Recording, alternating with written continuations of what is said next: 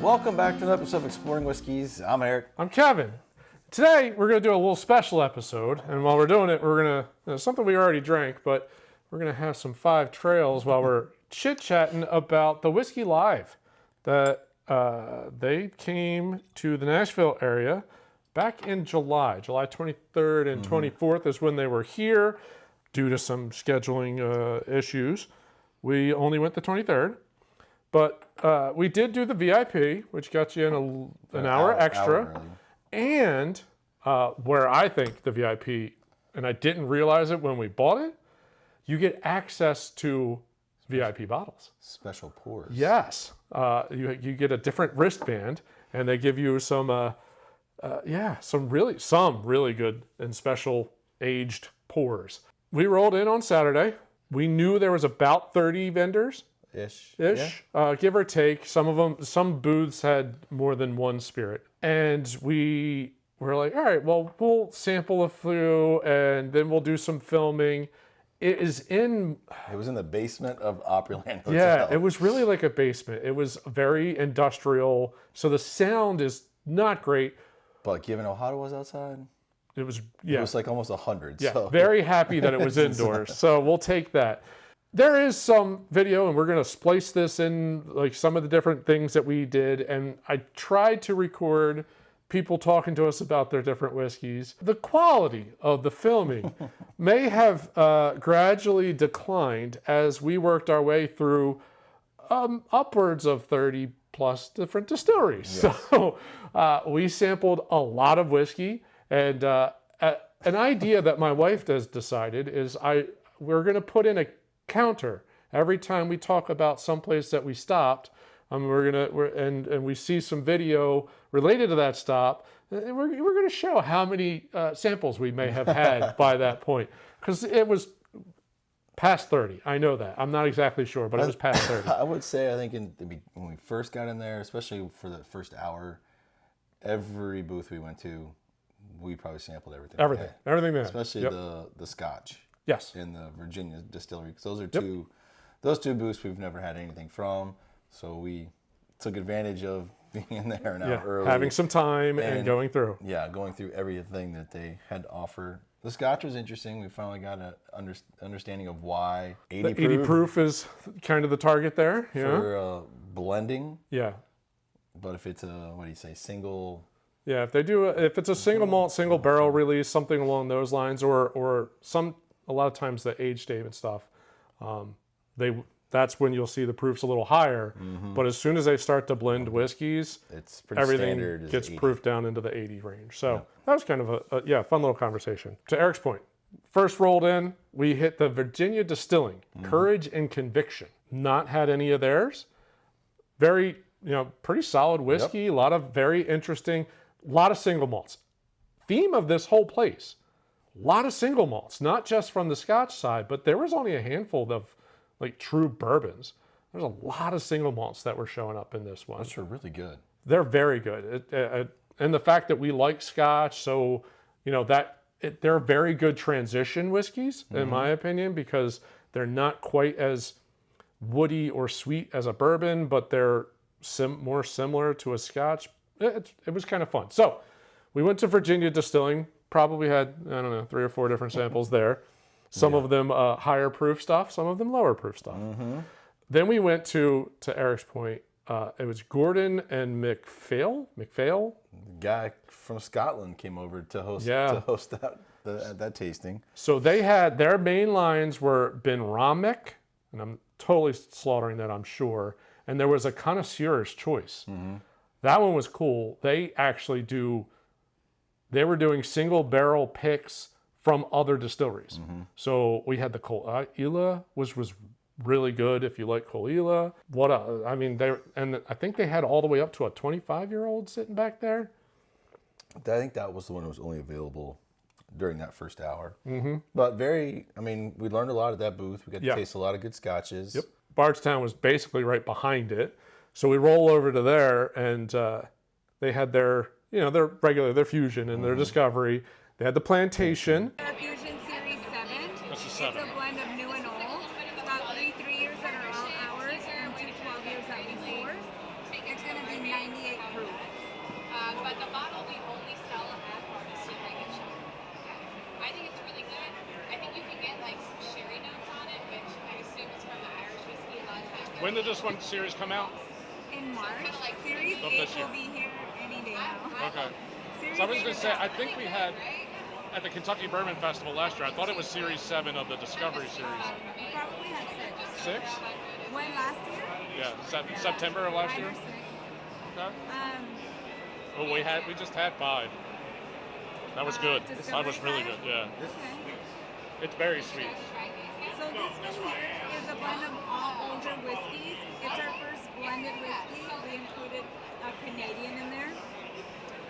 We have whiskeys and bourbons from 7 years to 17 years, so it's going to be higher in proof at 114.5. So this is going to be I think a totally different flavor profile. We might have gone backwards. Okay. This one just came out, didn't it? Yes, this is our most recent collaboration. The one before this was Founders Brewery, I have that one. which is my favorite. It's very chocolatey. I love it. So it's got like variety of flavor So profile. this one is a 10-year Tennessee. Take your time, no rush. This is a 10-year Tennessee bourbon finished in a plantation rum barrel for 22 22 weeks? months. Months? Almost 2 years. Wow. They had another one. Furculin? Yes. So it's something with Irish whiskey, their bourbon and Irish whiskey, some kind of combo.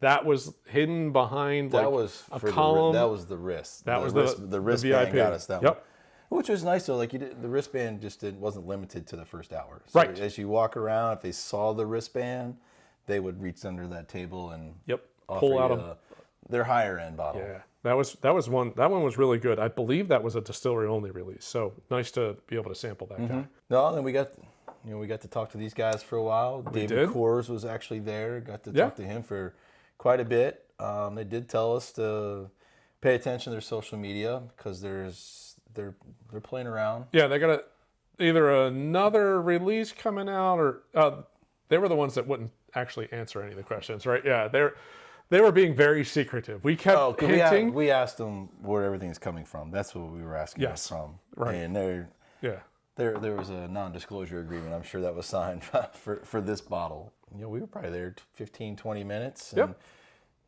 they gave us their card, said keep in touch. Yeah, absolutely. That there's going to be some other stuff coming out. Like this is for $60, this is a pretty good bottle. They got the advantage of that Rocky Mountain water. Absolutely. That's a different flavor like out here, the limestone water. Yeah, So yeah. There's definitely different things in playing there. off of that. So yeah, it was a great time hanging out with them. Yeah, that was solid. We did Aaron, which I think we've done the Barrel Reserve. We got to sample a handful there, so I don't know. We'll again, there'll be a little check mark of how many whiskeys we've had so far. Slid over to Writer's Tears. I love Writer's Tears. They actually pulled out the Writer's Tears, the cask strength one that I have the bottle of, and we sampled it anyways. And that's basically our best barrels of this copper pot. Yeah. That we just keep it cask strength, and it's again hand selected by Bernard Walsh, our master, our owner, and master blender in that sense. So. Yeah. Before that, I'll get you this double oak. Have you had this before? I've had. Okay. There you go. Have you I've had almost everything from Writer's Tears because that one was so good that I just started buying all of them. Well, I appreciate that. So I'm going to rattle off a couple. And these are all pretty new. So just keep an eye out for them. They'll get more distribution, especially as we get towards the holidays. So start to get released. Our Mizunara Oak Japanese cask one. Yeah. That's a cask strength. That's delicious. Probably my favorite. Before them. We have a Marsala cask as well as an ice wine cask from Enniskillen up in Niagara. So Marsala from down in Florio and Florio Winery in Sicily, and then our ice wine from up north. We'll also have a single pot still coming out. That's Pedro Jimenez Sherry cask and Marsala cask. Okay. That will be coming out just in time for St. Patrick's Day next year. Okay. And then we're going to do a one-time release in the U.S. of the Redhead, which this is more single pot still forward. That one was our first LTO, our first limited time offer, and it's actually 100% single malt. So we'll probably only see it once, but it's 100% single malt, Oloroso Sherry cask, and that's going to come and a pretty big pop. If you see it out there, I'd buy some because that's probably the last one we're doing. It's one and done. Yeah. Okay. It's good to know. Michter's. This was fun. So they had all their regular lines, and they also had a few barrel proof. And then The lady brought that one on the, was it a box she had like under the table? yeah. The VIP was 20 year. We got to taste Michter's 20 year.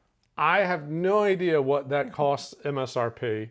Probably a few $100s, I'm sure. It was worth it, our paid admission. Exactly. The secondary for a 20-year Michter's is probably, I don't know, $2-ish grand? Probably. Be my guess.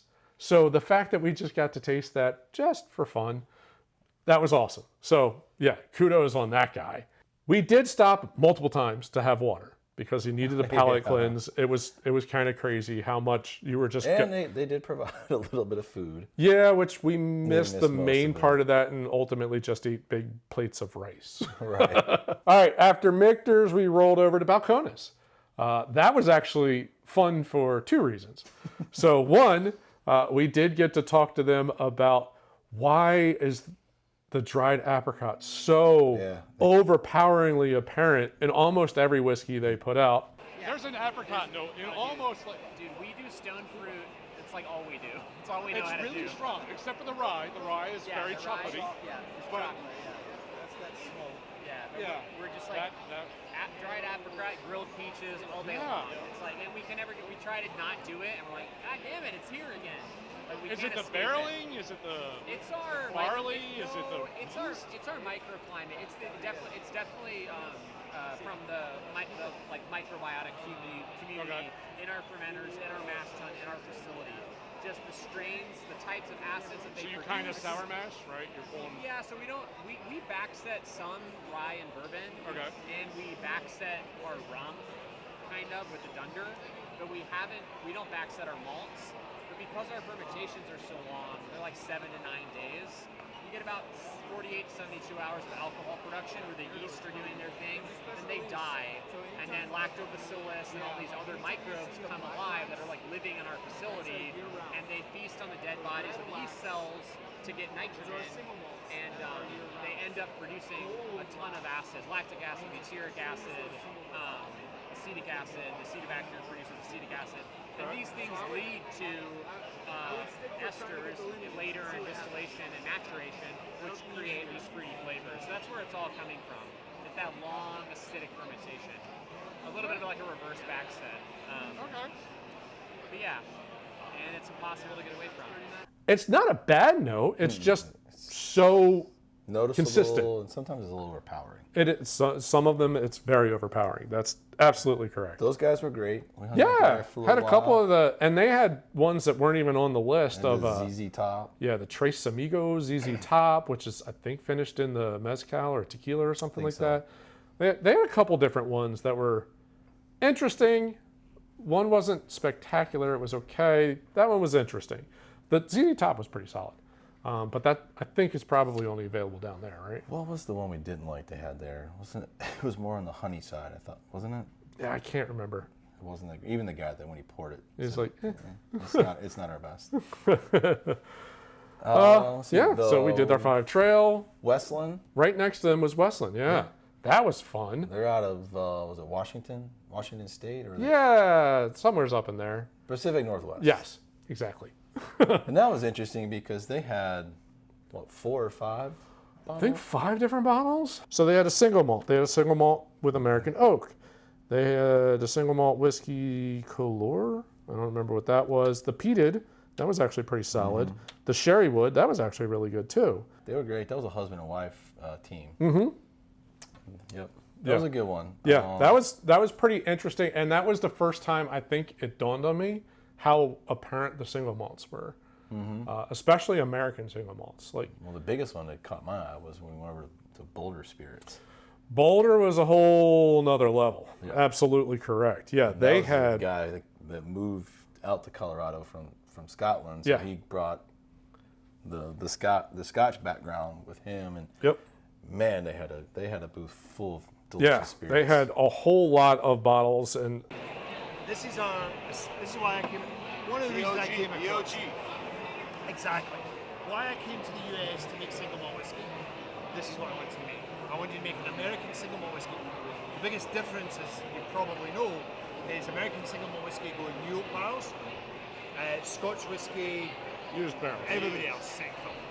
So, second hand, used, life sucked out of them. Call it what you will. Life sucked out of it. Right? And then, you know, we're in Boulder, phenomenal water. We're at a climate where we're evaporating out of that porous wood and getting sucked into the char filter 3 times more than if you were in Scotland. So we're losing a lot. Our proof goes up like that. It starts at 125, goes up to about, most we get about 140 out of our barrels. And then bring it down in the We have to 80s and bring it down. 90s. Yeah, we bring it down depending on which whiskey we're doing. So this is really the main whiskey that we start with. Nice. 106. Ish. Yeah, you know, 40 ABV just wasn't right for this. So we tasted it, and the tax in the US is pretty low. And in the rest of the world, it's very high. So that's why a lot of the whiskies are That's that our, 40. we both enjoy Irishes and Scotches, but it's like the proof is They 80, 82, 84 is almost everything. and some of those get much better. A little higher. Tax, simple as that. And you know, you find that we've got a bit more to play with because, I mean, if you give a quick example, in the UK, I think the excise tax is $8 a bottle. Federal and state tax is $1 here.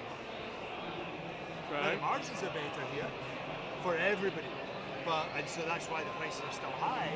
But in Britain, the margins are tight, the tax is high, really, really tight. So we then go to the bottle of bond, and I think, you know, now we're going up from the 46 to the 50. We're also going up from that sort of 3-year mark to about 4.5, 5. So it really just shows how quick that whiskey will change in that year and a half. 2 hot summers, year and a half, huge difference. That's way better. This is good. This is Good, good. better, yes. No, you're right. And as our distillery gets older, most of the stuff that's going to be coming out in this at 46 will be at 4-year, 5-year mark. And a lot of distilleries are blending maybe their 2.5-year-old, depending what stock they've got on their older stuff. Because age statements are anything really in the US, they can do that. I know we talked to them for a very long time. I also know we sampled They invited us out. a whole lot of them. One of the guys ended up inviting us out to Colorado. And I thought it was interesting too. He told us that Colorado has its own whiskey trail. Yeah, they're I didn't trying to realize- establish their own I thing. didn't realize there was that many distilleries out there. He said, I think he said there's close to 100 already out there. That's silly. That's crazy. That's a lot. Well, to have that many and all you hear of is, now Stranahan's. and now Boulder Spirits. Yeah, now Boulder Spirits. Conveniently, I mean, I tried to record this guy. He was very passionate talking about his whiskeys, but conveniently the battery died. So you'll see the picture kind of going, and then it just turns off. So I was pretty happy that it actually ended up dying at that point because I was feeling. That's what I was. I was feeling that. We stopped by William Grant and Sons, which had a bunch of different. They carry a bunch of different ones. So they had some Balvinis and the Tullamore and the Fistful of Bourbon. They kind of covered a little bit of everything there. That was fun. And then conveniently the camera was dead. We walked over to the Mark Anthony Spirits. Bareface, which was a Canadian whiskey. Yeah. Actually, the first Canadian whiskey that wasn't horrible. It wasn't that just horrible artificial vanilla Did you yuckiness. say it's bearable? It's bearable. And then they also had the Glendoro. I can't remember how you say it. Glendalough. Double barrel We had Irish those. whiskey. Those were really good. Yeah, they had 4 bottles. They also had a 7-year single malt and Mizunara cast finish. That I remember having. That one. That was good. a VIP pour. Yeah, we had that. That one was really They had good. a pot still Irish oak. I don't remember that one. I don't either. I remember the Mizunara because that was actually really nice. And then things were starting to wrap up, And that's when we rolled over to the Irishman. We sampled a couple of the Irishmen, and then he also brought out their special bottle. Which We skipped all of the local stuff for obvious reasons. Yeah. Dickel was there. Right. Nelson's Greenbrier. Yep. O.H. Ingram. Yep. Heaven Hill, which Yeah. isn't local, but we've Had obviously a lot of their stuff. So yeah, I mean, we skipped all that, but we focused on the stuff. Oh, and barrel. We've had a bunch of barrel. Yeah. Before. Yep. So we hit the boost that we. Yeah. So the things we wanted to do exactly. So I mean, outside of Bardstown and Balcones, we tried to hit ones that you don't get to really talk to people about, or we've just never even seen, like the Westward or the. I thought it was Boulder. interesting because I've seen the Virginia Distilling before, and they did run something where you can actually order their stuff online, but obviously that You is can order it online. Can you get it delivered but here? It may not be delivered here in Tennessee. But that was the nice thing though, because it was the host was a local liquor store. Yeah. And you could order bottles. Yeah, So if you Cork placed- Dorts was if the. you placed your order by 3 o'clock, You pick it up at the door. they could pick it up when it closed at 5. Yep. So that I've not seen before. No, I kind of like that. That was nice to be able to What you sampled, and it's awesome. You go get a sample, like, ooh, I like that one, and buy the bottle. Yeah. So grand total by the end of the night, I want to say somewhere, close. not to even the 40. night, but 36 to 30.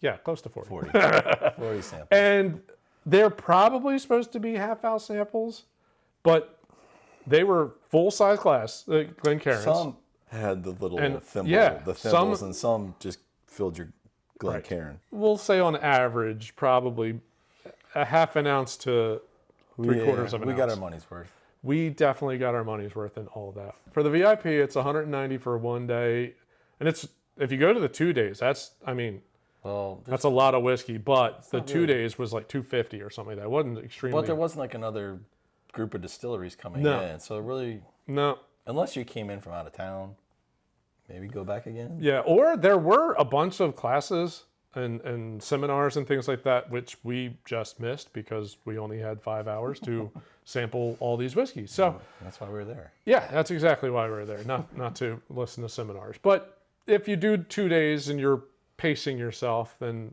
I could see doing that. I don't know. Overall, I think it was a really cool experience. Again, Definitely would go back. glad it was indoors.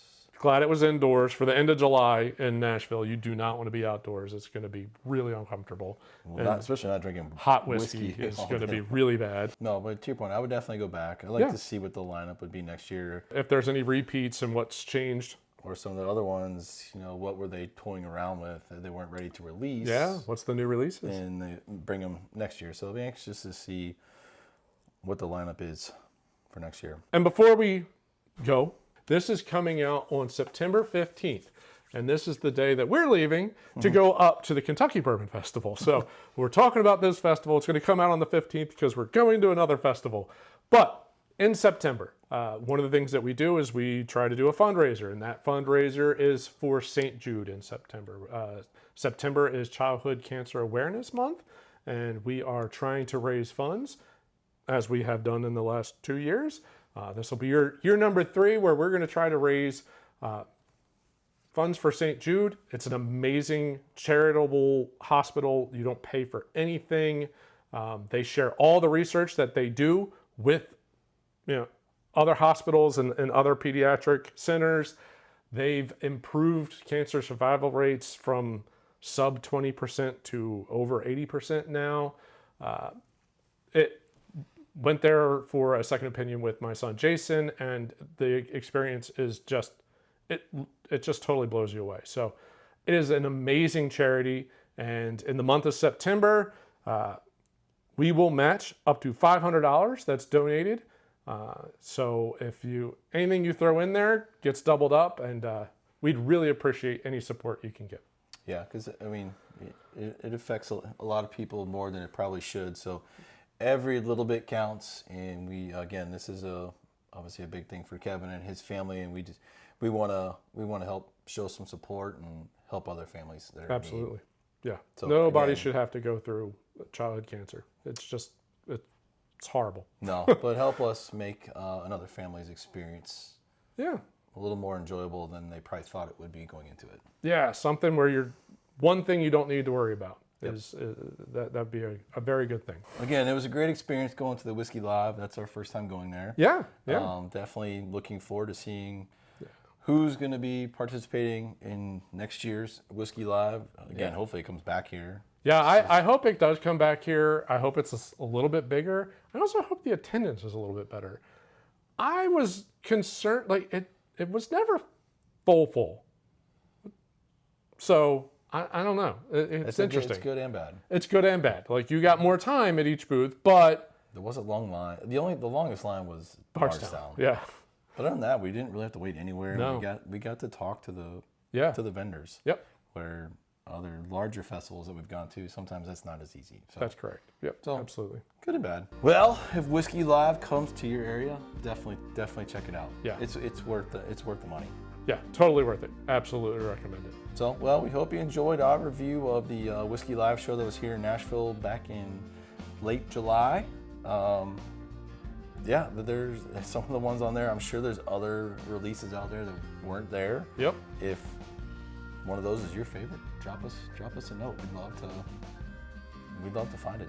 Yeah. Sample Or any stuff. other festivals that are maybe not near Nashville. Yeah. That you think just are awesome and would maybe recommend a trip. We're open to those kind of ideas and we're suggestions. So we're open to road trips. We'd love to hear from you. Yep. Well, we hope you enjoyed the review. If you did, as always, we'd encourage you to hit that like button at the bottom of the screen. And if you're new to the channel, subscribe. We put out content something like this. Not exactly, usually bottle reviews, twice a week. So, if you want to follow our journey as we explore more and more different whiskeys, subscribe. Yep. Well, thanks for watching. See you on the next episode. Cheers.